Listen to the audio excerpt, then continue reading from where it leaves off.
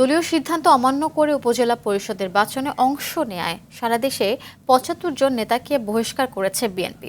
দলের সিনিয়র যুগ্ম মহাসচিব রুহুল কবির রিজভীর স্বাক্ষরিত চিঠিতে বহিষ্কারের কথা জানানো হয়। এদিকে একাধিক অনুষ্ঠানে বিএনপি সিনিয়র নেতারা বলেছেন, ভারতীয়দের নিয়ে দেশ বিরোধী ষড়যন্ত্র করছে আওয়ামী লীগ। তাদের অপরিকল্পিত উন্নয়নই রেকর্ড তাপদাহের জন্য দায়ী। খান আলমিনের রিপোর্টে এর বিস্তারিত।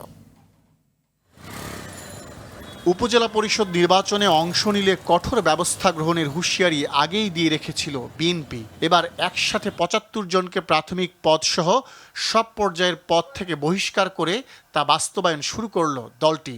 সিনিয়র যুগ্ম মহাসচিব রুহুল কবির রিজভী স্বাক্ষরিত চিঠিতে বলা হয়, দলীয় সিদ্ধান্ত অমান্য করে আসন্ন উপজেলা পরিষদ নির্বাচনে অংশগ্রহণের সুনির্দিষ্ট অভিযোগের প্রেক্ষিতে এই ব্যবস্থা গ্রহণ করা হয়েছে। এদের মধ্যে ২৮ জন চেয়ারম্যান প্রার্থী, ২৬ জন ভাইস চেয়ারম্যান ও ২১ জন মহিলা ভাইস চেয়ারম্যান প্রার্থী। গণতন্ত্র হত্যার জন্য এদিকে ভারতীয়দের নিয়ে দেশ বিরোধী ষড়যন্ত্র করছে আওয়ামী লীগ এমন মন্তব্য করে বিএনপি চেয়ারপারসনের উপদেষ্টা জয়নুল আবদিন ফারুক বলেন, ভারত কখনো বাংলাদেশের বন্ধু হতে পারে না।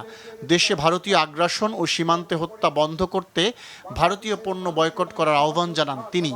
জাতীয় প্রেস ক্লাবের সামনে গণতান্ত্রিক ফোরামের মানববন্ধনে এই আহ্বান জানান জয়নুল আবদিন ফারুক। সানবিট সব দিবে সামাল। সানবিট ম্যাজিক প্রেস ডিশওয়াশিং এর মাথা ঘোরানোর সলিউশন।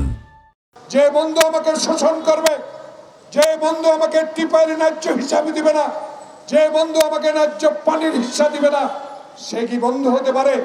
কোনোদিনও বন্ধু হতে পারে না।